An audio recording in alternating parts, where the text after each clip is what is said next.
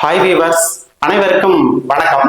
நம்ம போன கிளாஸ்ல பார்மசூட்டிக்கல் கெமிஸ்ட்ரி இன்ஆர்கானிக் அதுல இருந்து கேஸ்ட்ரோ இன்டெஸ்டினல் ஏஜென்ட்ஸ்ல ஆன்டாசிட்ஸ் பார்த்தோம். ஸோ பொதுவா ஆன்டாசிட்ஸ்னா என்ன, அதனுடைய ப்ராப்பர்ட்டிஸ், அப்புறம் முக்கியமான நம்ம சிலபஸ்ல கொடுத்த நியூ சிலபஸ்ல கொடுத்த முக்கியமான 5 இன்ஆர்கானிக் சப்ஸ்டன்சஸ் பார்த்தோம்.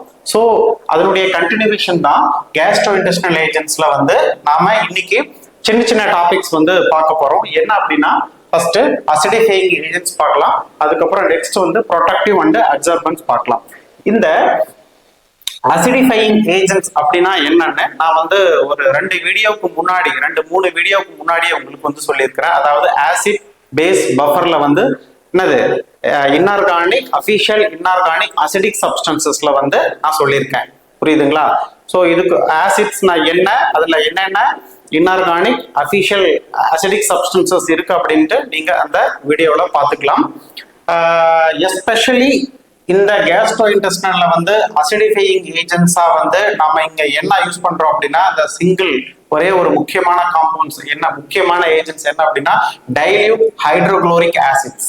டைல்யூட் ஹைட்ரோகுளோரிக் ஆசிட்ஸ் நாம ஆல்ரெடி சொன்னது போல கான்சன்ட்ரேட்டட் ஹைட்ரோகுளோரிக் ஆசிட் சொன்னோம். அதுல இருந்து எப்படி நாம டைல்யூட் ஹைட்ரோகுளோரிக் ஆசிட் ப்ரிப்பேர் பண்றது அப்படிங்கறத பார்த்தோம். ஓகேங்களா? இங்க பாருங்க, ஆக்சுவலி இங்க டைல்யூட் ஹைட்ரோகுளோரிக் ஆசிட்ஸ் அப்படின்னா கிட்டத்தட்ட 10%, அதாவது 100 ml வாட்டர்ல 10 gram of hydrogen chloride. 100 ml வாட்டர்ல 10 கிராம் ஆஃப் என்னது ஹைட்ரஜன் குளோரைடு. ஸோ இங்க பாருங்க, 9.5 gram to 10.5 gram per 100 ml சொல்யூஷனுக்கு இதுதான் டைல்யூட் ஹைட்ரோகுளோரிக் ஆசிட்ஸ். ஓகேங்களா? பட் நம்ம இங்க இந்த அசிடிஃபையிங் ஏஜென்ட்ஸா அப்படியே டைல்யூட் ஹைட்ரோகுளோரிக் ஆசிட் கொடுக்கலாமான்னா கொடுக்க கூடாது. கொடுத்தோம் அப்படின்னா ஹைலி ஆசிட் மீகோசாவை ரொம்ப டேமேஜ் பண்ணிடும். ஓகேங்களா? அதனாலதான் ஃபர்தர் டைல்யூஷன்ஸ் பண்றோம். என்ன அப்படின்னா, இந்த டைல்யூட் ஹைட்ரோகுளோரிக் அதாவது 10% ஹைட்ரோகுளோரிக் ஆசிட்ல இருந்து 25 to 50 times 50 time or 50 volume of water. For example, இங்க 25 எடுத்தோம் அப்படின்னா இங்க பாருங்க, இதுல இருந்து 1 ml எடுத்தோம் அப்படின்னா கிட்டத்தட்ட 25ல இருந்து 50 டைம். யூஸ்வலா 50 is a safe, 50 time is a safe. ஓகேங்களா? 1 ml எடுத்து அப்படின்னா நம்ம 49 ml வாட்டர் எடுக்கணும். ஓகேங்களா? ஸோ இந்த டைல்யூட்ல இருந்து 1 ml எடுத்தோம்னா கிட்டத்தட்ட என்னது 30, 40, 50 ஆல்மோஸ்ட் என்னது 50 is safe. 50 ml or 40 to make 50 ml 49 ml water எடுத்து அதுல மிக்ஸ் பண்ணி நாம எப்படி எடுப்போம் அப்படின்னா, it is chipped through A class tube. டைரக்டா அப்படியே குடிக்க கூடாது. குடிச்சோம் அப்படின்னா இந்த பல்லு அதுக்கப்புறம் எனாமல் அது பாதிக்கும். ஸோ அதனால ஒரு சின்ன கிளாஸ் டியூப்ல சிப் பண்ணி நாம டைரக்டா என்னது ஸ்டொமக்ல விட்டுறலாம். ஓகேங்களா? ஸோ இதுதான் என்னது அசிடிஃபையிங் ஏஜென்ட்ஸ் டைல்யூட் ஹைட்ரோகுளோரிக் ஆசிட்ஸ்ல இருந்து 50 டைம்ஸ் ஃபர்தர் டைல்யூஷன்ஸ் பண்ணி நாம சிப் பண்ணி ஓரலா எடுத்துக்கிட்டோம். ஓகேங்களா? ஸோ இந்த அசிடிஃபையிங் ஏஜென்ட்ஸ் எந்த கண்டிஷன்ஸ்ல கொடுக்கணும் அப்படின்னா, நம்ம ஆல்ரெடி சொன்னது போல இந்த condition of A குளோர் ஹைட்ரியா. A குளோர், A அப்படின்னா absence, chlorhydria hydrochloric acid absence. அதாவது நம்ம ஆன்டாசிட்ஸ் பார்த்தோம். ஆன்டாசிட்ஸ் என்னது over secretions of hydrochloric acids. அந்த ஹைட்ரோகுளோரிக் ஆசிட்ஸ் போய் என்ன பண்ணும், மீகோசாவை போய் டேமேஜ் பண்ணிடும். பட் இங்க ஏ குளோர் ஹைட்ரியா அப்படின்னா என்ன அப்படின்னா, இங்க பாருங்க, ஹைட்ரோகுளோரிக் ஆசிட்ஸ் கம்மியா இருக்கும். ஓகேங்களா? எப்படி அப்படின்னா, சில நேரத்துல ஜெனட்டிக்லி அந்த பெரட்டைல் செல்ஸ் தான் ஹைட்ரோகுளோரிக் ஆசிட்ஸை செக்ரேட் பண்ணும். ஓகேங்களா? அப்போ அந்த ஹைட்ரோகுளோரிக் ஆசிட் செக்ரேஷன் ரொம்ப கம்மியா இருக்கும், அல்லது சில நேரங்கள்ல ஹைட்ரோகுளோரிக் ஆசிட்ஸ் கிட்டத்தட்ட இருக்காது. ஓகேங்களா? ஸோ அந்த கண்டிஷனை தான் நம்ம என்ன சொல்றோம், அது ஏ குளோர் ஹைட்ரியா அப்படின்னு சொல்றோம். ஓகேங்களா? ஸோ இதனுடைய இம்பார்ட்டன்ஸ் என்ன அப்படின்னா, நான் ஆல்ரெடி சொன்னது போல இந்த அசிடிக் என்விரான்மெண்ட் ஒன்லி, அசிடிக் என்விரான்மெண்ட்ல மட்டும்தான் இந்த புரோட்டியோலைட்டிக் என்சைம் அதாவது பெப்சினோஜன் அப்படிங்கிறது பெப்சினா கன்வெர்ட் ஆகும். இந்த பெப்சின் தான் ஆக்டிவ். இந்த பெப்சின் தான் ஆக்டிவ் புரோட்டியோலைட்டிக் என்சைம்ஸ். ஓகேங்களா? ரொம்ப ரொம்ப இம்பார்ட்டன்ட். நமக்கு அசிடிக் என்விரான்மெண்ட் அதாவது ஹைட்ரோகுளோரிக் ஆசிட் செக்ரேட் ஆகல அப்படின்னா அங்க வந்து பெப்சினோஜன் பெப்சினா மாறாது. ஸோ அப்போ அங்க ப்ரோட்டியோலைட்டிக் ஆக்ஷன்ஸ் வந்து நடக்காது. ரெண்டாவது முக்கியமானது வந்து டு டைஜஸ்ட் த ஃபுட். எப்பெல்லாம் நம்ம வந்து சாப்பிட்றோமோ அப்பெல்லாம் நம்ம அந்த செல்ஸ் வந்து ஹைட்ரோகுளோரிக் ஆசிட் செக்ரீஷன்ஸ் பண்ண ட்ரை பண்ணுவோம். ஏன் அப்படின்னா ஃபுட் மெட்டீரியல்ஸ் வந்து இருக்குது, அதை போய் நம்ம டைஜஸ்ட் பண்ணணும் அப்படின்னு என்ன பண்ணுவோம் அப்படின்னா ஹைட்ரோகுளோரிக் ஆசிட்ஸ் வந்து செக்ரீஷன்ஸ் ஆகும். ஓகேங்களா? அப்போ ஃபுட்டு தானா எடுக்கும் போது பிஹெச் தானா அதிகமாகும். அப்போ நம்ம அந்த செல்ஸ் வந்து பிஹெச்சை வந்து சென்ஸ் பண்ணும். நான் போன கிளாஸ்லயே ஒரு முக்கியமான கான்செப்ட் சொன்னேன். நார்மலா எம்டி ஸ்டொமக்ல வந்து அரௌண்ட் pH 2ல இருக்கும். ஸோ நம்ம ஃபுட் எடுத்துக்கும் போது என்ன ஆகும் அப்படின்னா pH வந்து 2, 3, 4, 5 அப்படின்னு இன்க்ரீஸ் ஆகும். ஸோ அப்படி pH இன்க்ரீஸ் ஆகும்போது அந்த செல்ஸ் வந்து சென்ஸ் பண்ணும். ஸோ pH இன்க்ரீஸ் ஆகிறத வந்து செல்ஸ் வந்து என்னது சென்ஸ் பண்ணும்போது ஓகே இங்க வந்து ஹைட்ரோகுளோரிக் ஆசிட் டைல்யூட் ஆகுது. ஸோ அப்போ நம்ம உடனடியா ஹைட்ரோகுளோரிக் ஆசிட் செக்ரீட் பண்ணணும் அப்படின்னா என்ன பண்ணும், இந்த பெரட்டல் செல்ஸ் வந்து ஹைட்ரோகுளோரிக் ஆசிட் செக்ரீஷன்ஸ் பண்ணும். பட் இந்த ஏக்ளோர்ஹைட்ரியால ஹைட்ரோகுளோரிக் ஆசிட்ஸ் வந்து ரெஸ்பான்ஸ் இருக்காது. ஆஃப்டர் ஃபுட் எடுத்தாலும் ஹைட்ரோகுளோரிக் ஆசிட் செக்ரீஷன்ஸ் இருக்காது, அல்லது சில நேரத்தில் ஹைட்ரோகுளோரிக் ஆசிட் செக்ரீஷன் ரொம்ப கம்மியா இருக்கும். ஓகேங்களா? ஸோ அப்போ அந்த ஹைட்ரோகுளோரிக் ஆசிட் செக்ரீஷன் ஆகல அப்படின்னா ஃபுட்டை வந்து டைஜஸ்ட் பண்ண முடியாது. எஸ்பெஷலி ஃபைபர் ஃபுட்ஸ் வந்து ஹைட்ரோகுளோரிக் ஆசிட் தான் வந்து நல்லா டைஜஸ்ட் பண்ணி அது ஒரு சாஃப்டனா கன்வெர்ட் பண்ணும். ஓகேங்களா? ஸோ அவ்வளோ இம்பார்ட்டன்ட் நம்ம ஹைட்ரோகுளோரிக் ஆசிட்ஸ் வந்து ஸ்டொமக்ல. ஓகேங்களா? ஹைட்ரோகுளோரிக் ஆசிட் அதிகமானாலும் அல்சர், ஹைட்ரோகுளோரிக் ஆசிட் கம்மியா ஆனாலும் நிறைய பிரச்சனைகள் இருக்கு, எஸ்பெஷலி இன் டைஜஷன்ஸ். ஓகேங்களா? So okay friends, this is something about dilute hydrochloric acid used as a acidifying agents. ஓகேங்களா? போதும், இது மட்டும் போதும். நெக்ஸ்ட் கேஸ்ட்ரோ இன்டெஸ்டினல் ஏஜென்ட்ஸ்ல வந்து ஃபர்ஸ்ட் என்ன பார்த்தோம், ஆன்டாசிட்ஸ் பார்த்தோம். ரெண்டாவது அசிடிஃபையிங் ஏஜென்ட்ஸ் பார்த்தோம். இப்போ மூணாவது நம்ம பார்க்க போறது வந்துங்க protective and absorbance, not absorbance. சில புக்ல வந்து அப்சர்பன்ட்னு கொடுத்துருப்பாங்க. ஓகேங்களா? அப்சர்பன்ட் அப்படிங்கிறது வந்து ஒரு சரியான டேர்ம் இல்லை. நிறைய இன்ஆர்கானிக் கெமிஸ்ட்ரி நியூ ஆத்தர்ஸ் நிறைய வந்துருச்சு, அதுல வந்து அப்சர்பன்ட் கொடுத்துருப்பாங்க. அப்சார்பன்ட் சொல்லக்கூடாது, ABSOR சொல்லக்கூடாது. the correct term is adsorbent. adsorbentக்கும் அப்சார்பன்ட்க்கும் நிறைய வித்தியாசங்கள் இருக்கு. So protective and அட்சர்பன்ஸ்.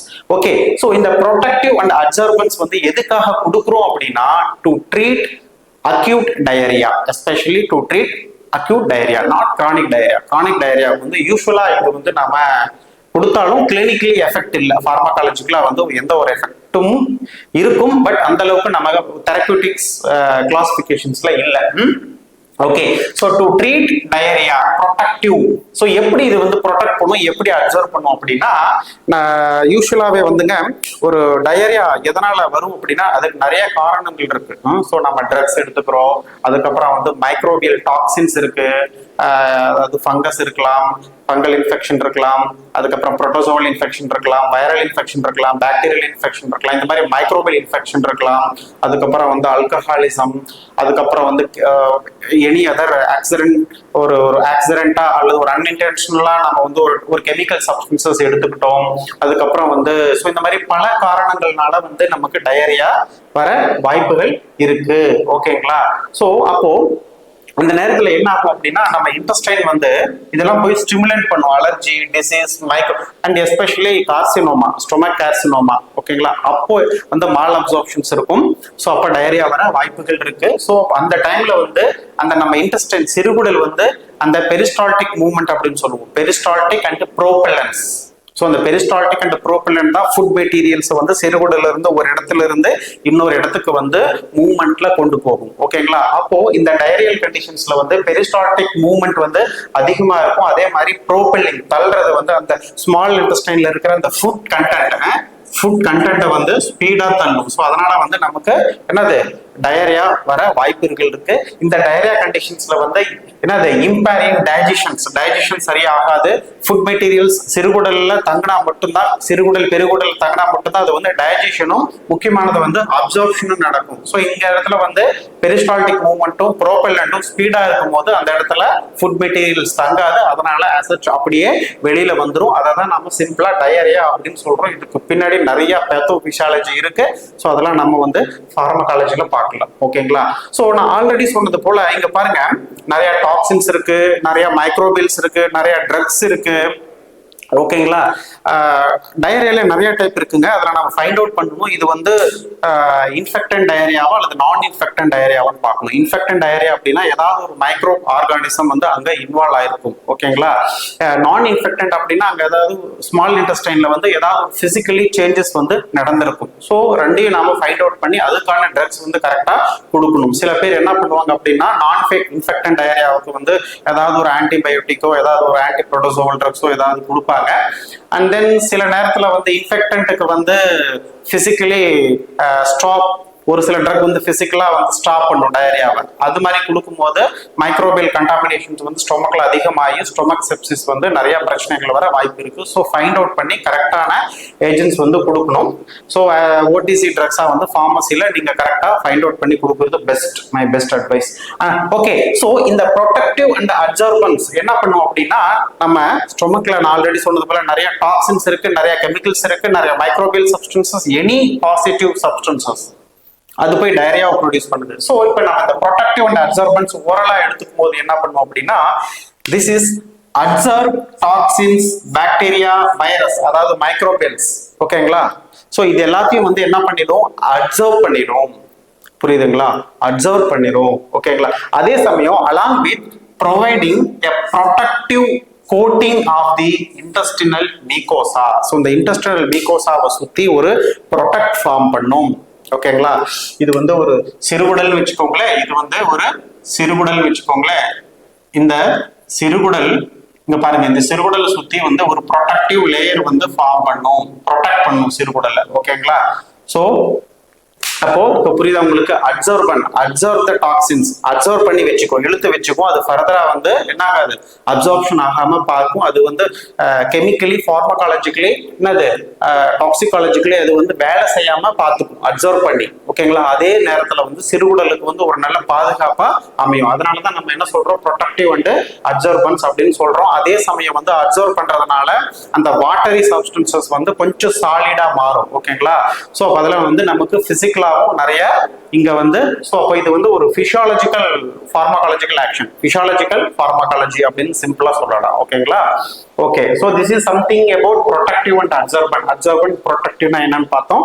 சோ இதுல என்னென்ன காம்பவுண்ட்ஸ், என்னென்ன இன்ஆர்கானிக் சப்ஸ்டன்சஸ் வந்து நாம யூஸ் பண்றோம் அப்படின்னா காமனா நாம யூஸ் பண்றது வந்து பிஸ்மத் சால்ட். ஓகேங்களா. அதுக்கப்புறம் வந்து ஸ்பெஷல் கிளேஸ், நல்ல இங்க பாருங்க கிளாசிபிகேஷன்ஸ் கவனிங்க.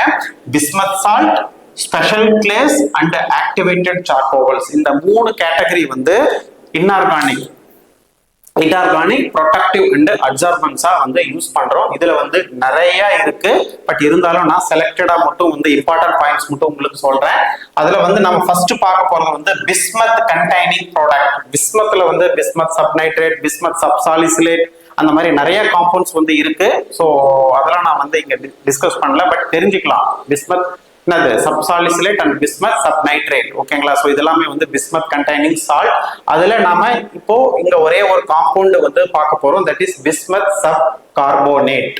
Bismuth subcarbonate. அதுக்கு முன்னாடி பேசிக்ஸா இந்த bismuth containing product, bismuth containing சால்ட்னுடைய பேசிக் நேச்சர் என்ன அப்படிங்கிறது பார்க்கலாம். இது வந்து சால்யுபிள் அல்கலி.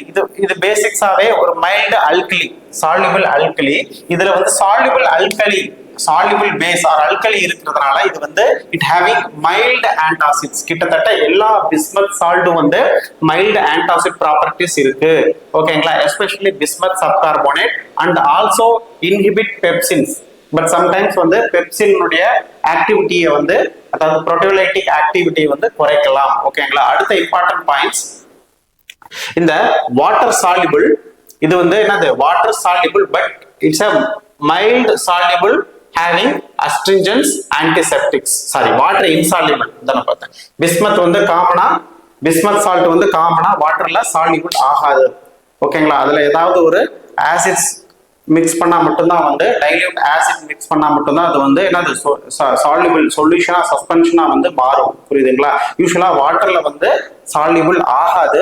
அப்படி மைல்டா ஆகக்கூடிய அந்த பிஸ்மத், அந்த மைல்டா ஆகக்கூடிய பிஸ்மத் என்ன ஆகும்னா நமக்கு வந்து ஒரு mild astringent and antiseptic activity வந்து ப்ரொடியூஸ் பண்ணுது. ஸோ பிஸ்மத் வந்து அந்த சால்யுபிள், மைல்ட்லி சால்யுபிளைஸ்டு பிஸ்மத் வந்து mild astringent and antiseptic activities வந்து ப்ரொடியூஸ் பண்ணுது. This is one of the important points regarding bismuth. அதுக்கப்புறம் வந்து இன்டெஸ்டைன்ல வந்து என்னது ஹைட்ரஜன் சல்ஃபைட் இருக்கு. நார்மலா காமனாவே வந்து ஸ்மால் இன்டெஸ்டைன்ல some clinically important points and 1 மார்க்லயும் கேட்க வாய்ப்பு இருக்கு. இங்க பாருங்க. ஸோ இங்க ஸ்மால் இன்டெஸ்டைன்ல வந்து ஹைட்ரஜன் சல்ஃபைட் வந்து காமனா இருக்கும். ஸோ நம்ம ஓரலா இந்த பிஸ்மத் சால்ட் எடுக்கும் போது இந்த பிஸ்மத் போய் என்ன பண்ணும், ஹைட்ரஜன் சல்ஃபைட் கூட மிக்ஸ் ஆயிட்டு நமக்கு வந்து இங்க என்னவா கிடைக்குது, பிஸ்மத் சல்ஃபைடா கிடைக்குது. ஸோ ஹைட்ரஜன் சல்ஃபைடு என்னவா மாறுது, பிஸ்மத் சல்ஃபைடா மாறுது. இந்த பிஸ்மத் சல்ஃபைடா மாறுறதுனால நமக்கு ஸ்டூல் கலர் வந்து இங்க என்னவா இருக்கு அப்படின்னா பிளாக் ஸ்டூலா மாறுது. ஓகேங்களா. ஸோ பிஸ்மத் ஓரலா காமனா எடுத்துக்கிட்டாவே நமக்கு என்ன ஆகும் அப்படின்னா ஸ்டூல் கலர் வந்து சேஞ்ச் ஆகும். That is black colour. ஓகேங்களா. இது வந்து common for all bismuth containing product. ஓகேங்களா. அதுல வந்து நாம ஃபர்ஸ்ட் காம்பவுண்டா பார்க்க போறது வந்து bismuth subcarbonate. Bismuth subcarbonate முக்கியமான ஏஜென்ட்ஸ். இதனுடைய மாலிகுலர் ஃபார்முலா பாருங்க. Bismuth oxide 2 bismuth oxide with carbonate 2 molecules, டோட்டலா 2 molecules and hydrated with water 1 water molecules. இங்க பாருங்க பிஸ்மத்னாவே பி. சப் கார்போனேட் பேர்லயே இருக்கு. இங்க பாருங்க carbonate, sub carbonate, bismuth carbonate. இங்க என்ன, இந்த பிஸ்மத் கார்போனேட்ல இங்க என்ன உள்ள இருக்கு, பிஸ்மத் ஆக்சைடா இருக்கு. சோ பிஸ்மத் ஆக்சைடு கார்போனேட் அதனுடைய சுருக்கம் தான் வந்து என்னது, பிஸ்மத் சப் கார்போனேட். BiO பிராக்கெட்ல 2, அதுக்கப்புறம் வந்து என்னது CO3 2. இதுதான் வந்து formula of bismuth subcarbonate with 1 water molecule. இதை மறந்துடாதீங்க. ஓகேங்களா. ஸோ இதனுடைய பிசிக்கல் ப்ராப்பர்ட்டிஸ் வந்து பேல் yellowish white, odourless, tasteless powder. And then slowly affected by light. It is slowly affected by light. From important points, slowly affected by light and insoluble in water and alcohol. நான் already சொன்னது போல bismuth salt எல்லாமே வந்து வாட்டர்லயும் ஆல்கஹால்லயும் எத்தனால்லயும் வந்து கரையாது. ஓகேங்களா.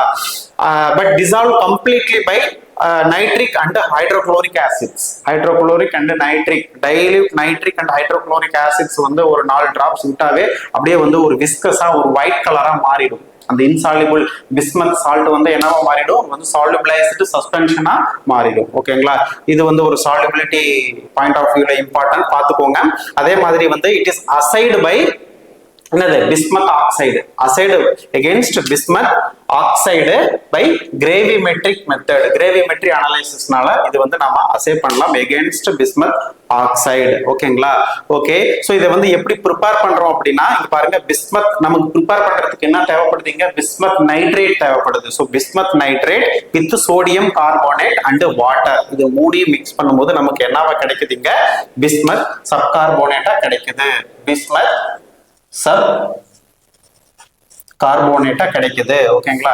இங்க வந்து bismuth nitrate, bismuth nitrate with sodium carbonate and water நமக்கு என்னவா கிடைக்குது, பிஸ்மத் சப் கார்போனேட்டா கிடைக்குது. அதுக்கப்புறம் சோடியம் நைட்ரேட்டா நமக்கு பிரிஞ்சிருது. Water and sodium nitrate and carbon டை ஆக்சைடா பிரிஞ்சிருது. ஓகேங்களா. இது வந்து ப்ரிப்பரேஷன்ஸ். யூஸ் வந்து என்னது, it's a mild astringent, protective and absorbent. mild astringents, mild solubilized bismuth இருக்கிறதுனால mild astringents and also having some antiseptic activity. அதே மாதிரி protective and absorbance இருக்குதுல. பிஸ்மத் கண்டெய்னிங் சால்ட்லயே வந்து it's a good absorbent and protectiveனா இந்த bismuth sub carbonate. ஓகேங்களா. Dose வந்து 1 to 3 gram divided dose. ஒரு நாளைக்கு 3 to 4 டைம்ஸ் வந்து நம்ம டிவைட் பண்ணி கொடுக்கலாம். பர் டே டோஸ் வந்து 1 to 3 கிராம். ஓகேங்களா. So this is something about bismuth subcarbonate. அதுக்கு அடுத்தது வந்து என்னது, அடுத்த காம்பவுண்ட்ஸ் வந்து milk of bismuth. Milk of bismuth sometimes கேட்கலாம், அதனால இங்க எழுதியிருக்கேன் மில்க் ஆஃப் பிஸ்மத். இந்த மில்க் ஆஃப் பிஸ்மத் இதனுடைய கலவை என்ன அப்படின்னா, அதுக்கு முன்னாடி இதனுடைய சினானிம்ஸ் காமனா இது எப்படி சொல்லுவாங்க அப்படின்னா, இதனுடைய சினானிம்ஸ் பாருங்க, பிஸ்மத் மேக்மா, பிஸ்மத் மேக்மா அல்லது பிஸ்மத் கிரீம், பிஸ்மத் கிரீம் அல்லது பிஸ்மத் மேக்மா. ஓகேங்களா. இதனுடைய சினானிம்ஸ். சோ இந்த பிஸ்மத், மில்க் ஆஃப் பிஸ்மத் அல்லது பிஸ்மத் மில்க்ல வந்து இதுல என்ன இருக்கு, என்ன காம்பினேஷன் இருக்கு அப்படின்னா, டோன்ட் ஃபர்கெட் இந்த பிஸ்மத் ஹைட்ராக்சைடும் பிஸ்மத் சப்கார்போனேட்டும் சேர்ந்த ஒரு வாட்டர் கூட சேர்ந்து ஃபார்ம் ஆன ஒரு சஸ்பென்ஷன் தான் என்னது milk of bismuth. Milk of பிஸ்மத்ல என்ன இருக்கு பிஸ்மத் ஹைட்ராக்சைடும் பிஸ்மத் சப்கார்போனேட்டும் வாட்டர் கூட சேர்ந்து ஒரு சஸ்பென்ஷன் ஃபார்ம் கிடைக்குது. இதுக்கு பேர் தான் மில்க் ஆஃப் பிஸ்மத். இது வந்து ஓரலா எடுத்துக்கலாம். இது வந்து ஒரு நல்ல என்னது ப்ரொடக்டிவ் அண்ட் அப்சர்பன்ட் ஆக்டிவிட்டிஸ் வந்து ஸ்டொமக்ல இருக்கு. ஓகேங்களா? ஓகே, சோ இப்போ இதுல வந்து பிஸ்மத் கண்டைனிங் ப்ராடக்ட் பார்த்தோம். நெக்ஸ்ட் நம்ம பார்க்க போறது special glaze. Special glaze especially activated clay. Activated clay சிம்பிளா ரொம்ப சிம்பிளா கொஸ்டின்ஸ் கேட்கலாம். ஒரு 4 ஆப்ஷன்ஸ் கொடுத்துட்டு அதுல ஒரு ஆப்ஷன் கயோலின் கேட்டுட்டு இதுல எது ஆக்டிவேட்டட் கிளே அப்படின்னு கூட கேட்கலாம். அதுல ஆன்சர் என்னது கயோலின். இம்பார்ட்டன்ட் நிறைய இருக்கு. அதுல முக்கியமான எக்ஸாம்பிள் என்னது கயோலின். So activated clay. கிளேனா ஒரு வகையான மண். ஓகேங்களா? சோ இங்க பாருங்க இதுக்கு பேர் வந்து என்னது native hydrated aluminium. This is hydrated aluminium silicate. இது ஒரு வகையான மண்ணுன்னு சொன்னேன். இந்த பேர் இந்த மண்ணுக்கு பேர் என்னது hydrated aluminium silicate. Don't forget kaolin is made up of என்னது hydrated aluminium silicate and powdered freed from gritty. Freed from gritty அதாவது நல்ல ஃபைன் பவுடரா இருக்கும், ஃபைன் பார்ட்டிகல்ஸா இருக்கும். clay like taste, water insoluble in water and dilute acid also. ஓகேங்களா? So காமனா இந்த kaolin வந்து தனியா கொடுக்க மாட்டாங்க. such கயோலின் அப்படியே கொடுக்க மாட்டாங்க. இங்க பாருங்க one of the vegetable carbohydrate. அதுக்கு இன்னொரு பேர் வந்து பெக்டின். சில புக்ஸ்ல வந்து கயோலின் தனியா கொடுத்திருப்பான், பெக்டின் தனியா கொடுத்திருப்பான். ஓகேங்களா? சோ பெக்டின் வந்து ஒரு குட் எக்ஸாம்பிள் ஃபார் என்னது இந்த கிளேஸ்க்கு. ஓகேங்களா? இந்த கயோலின் வந்து எது கூட கொடுக்குறாங்க அப்படின்னா இந்த வெஜிடபிள் கார்போஹைட்ரேட் பெக்டின் கூட கலந்து வந்து கொடுக்கும்போது நமக்கு வந்து ஒரு நல்ல குட் அப்சர்பன்ஸ் வந்து கிடைக்குது. ஓகேங்களா? So this is something about activated clays. Don't forget the kaolin is made up of என்னது or kaolin is a hydrated aluminium silicate. ஓகேங்களா? த நெக்ஸ்ட் வந்து ஆக்டிவேட்டட் சார்கோல். எல்லாருக்கும் தெரியும் என்னது ஒரு எமர்ஜென்சி டிபார்ட்மெண்ட்ல முன்னாடி டப்பாலேயே வச்சிருப்பாங்க, கேஷுவாலிட்டியில கருப்பா அங்கங்க கொட்டி கிடக்கும். ஸோ ஆக்டிவேட்டட் சார்கோல் சாதாரண ஒரு கறி, அது வந்து ஆக்டிவேட் பண்ணணும். இது வந்து டீட்டெயில்டா நம்ம வந்து இந்த ஆன்டிடோட் பாய்சனிங்ஸ்ல வந்து அதனுடைய பிசிக்கல் அண்ட் கெமிக்கல் ப்ராப்பர்ட்டிஸ் இது எப்படி ப்ரிப்பேர் பண்றாங்க அது எல்லாமே பார்க்கலாம். பட் இங்க வந்து ப்ரொடக்டிவ் அண்ட் அப்சர்வெண்டா யூஸ் பண்றதுனால நம்ம சும்மா மைல்டா மேலோட்டமா மட்டும் பார்த்துக்கலாம். ஓகே, so இது வந்து it's prepared destructive distillations of various organic materials. It's prepared by destructive distillations of various organic materials. Fine, black color, odorless and tasteless. It's a good adsorbent and also used as a antidote in drug poisonings. இது என்ன பண்ணும் அப்படின்னா இந்த பாய்சனிங்ஸ் கெமிக்கல்ஸோ தெரிஞ்சோ தெரியாமலோ ஏதாவது ஒரு Poisson's குடிச்சிட்டோம் அல்லது வந்து ட்ரக் ஓவர் டோஸ் எடுத்துட்டோம் அப்படின்னா ஃபர்தரா நம்ம அந்த ஸ்வல்லோயிங் பண்ண அந்த ஒரு கெமிக்கல்ஸோ அல்லது பாய்சன்ஸோ அல்லது ட்ரக்ஸோ வந்து சிறுகுடல்ல என்னது ஸ்டொமக்லயும் வந்து ஃபர்தரா அப்சார்ப்ஷன் ஆகாம இருக்க நாம என்ன கொடுப்போம் அப்படின்னா இந்த ஆக்டிவேட்டட் சார்கோல் கொடுக்கும்போது அந்த சார்கோல் என்ன பண்ணும் அந்த டாக்ஸினை போய் எல்லாத்தையும் அப்சர்வ் பண்ணி குடிச்சு இழுத்துக்கும். ஓகேங்களா? ஒன்ஸ் அப்சர்வ் ஆயிடுச்சு அப்படின்னா அது வந்து ஃப்ரீயா இருக்காது, ஃபர்தரா வந்து அப்சர்ப்ஷன் ஆகாது. இது போய் அப்சர்வ் பண்றதுனால அந்த டாக்ஸின் போய் அப்சர்வ் ஆகாது. This is AD, that is AB.